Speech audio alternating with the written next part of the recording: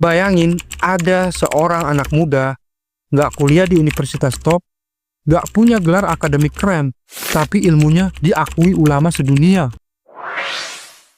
Inilah kisah Syekh Muhammad Nasiruddin Al-Albani. Dari bengkel jam ayahnya sampai jadi ahli hadis, abad ke-20. Perjalanannya yang nggak cuma luar biasa, tapi juga bikin banyak orang tercengang. Nama beliau Syekh Muhammad Nasiruddin Al-Albani. Lahir tahun 1914 di kota Shkodra, Albania. Waktu itu Albania lagi kacau secara politik ya. Banyak pengaruh barat masuk, hukum Islam mulai tergeser. Ayah beliau, Al-Hajj Nuhajati Al-Albani, adalah seorang ulama lulusan Universitas Al-Azhar, Mesir. Tahun 1923, keluarga Albani pindah ke Damaskus, Suriah, demi mempertahankan lingkungan Islam. Bayangin bro, umur 9 tahun udah hijrah jauh dari tanah kelahiran, demi ngejagain iman dan Islam. Dari sinilah perjalanan ilmunya dimulai. Albani awalnya belajar dasar-dasar fikih dan bahasa Arab langsung dari bokapnya. Tapi titik baliknya adalah ketika beliau kenal kitab Sahih Al-Bukhari saat masih remaja. Sejak itu beliau mulai tertarik khusus ke ilmu hadis. Syekh Albani nggak belajar di universitas formal. Tempat belajarnya di perpustakaan Az-Zahiriyah di Damaskus, yang terkenal salah satu perpustakaan Islam terbesar di dunia Arab. Disinilah beliau membaca ratusan kitab hadis, menyalin dengan tangan, bahkan mengoreksi cetakan-cetakan lama. Beliau sampai bikin meja khusus di perpustakaan itu.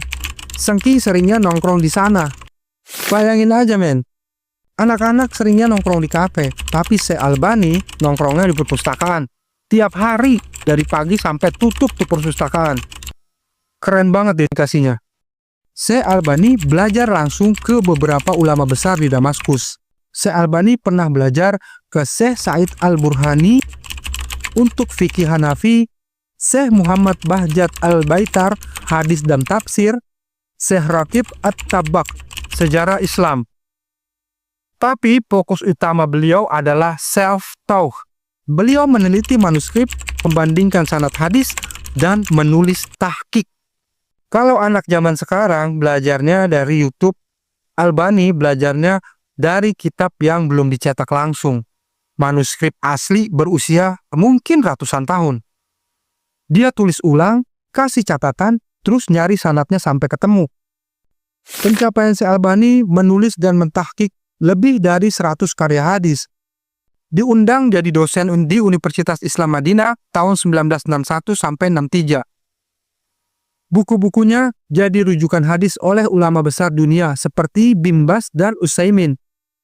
Kitab beliau seperti Silsilah Al-Hadis As-Sahihah dan Silsilah Al-Hadis Ad-Daif jadi standar penelitian hadis modern.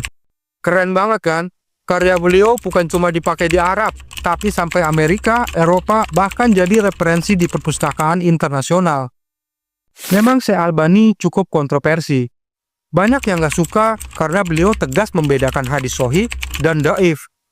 Bahkan jika itu populer di masyarakat. Syekh Albani sering diserang karena membongkar amalan yang menurutnya nggak ada dasar kuat di hadis. Tapi beliau selalu menjawab dengan ilmiah tanpa maki-maki. Buat Syekh Albani, kebenaran hadis lebih penting daripada perasaan orang. Tapi semua dibawa dengan adab bro. Dari tukang jam jadi ulama hadis kelas dunia, Syekh Albani ngebuktiin, asal lu punya niat tulus dan disiplin belajar, lu bisa jadi cahaya bagi umat. Keren kan? Pertanyaannya, kita udah sejauh apa berjuang nyari ilmu ya? Untuk teman-teman yang suka video ini, jangan lupa like dan subscribe channel ini. Kalau ada kesalahan atau ada referensi, tulis di kolom komentar teman-teman, biar kita sama-sama belajar.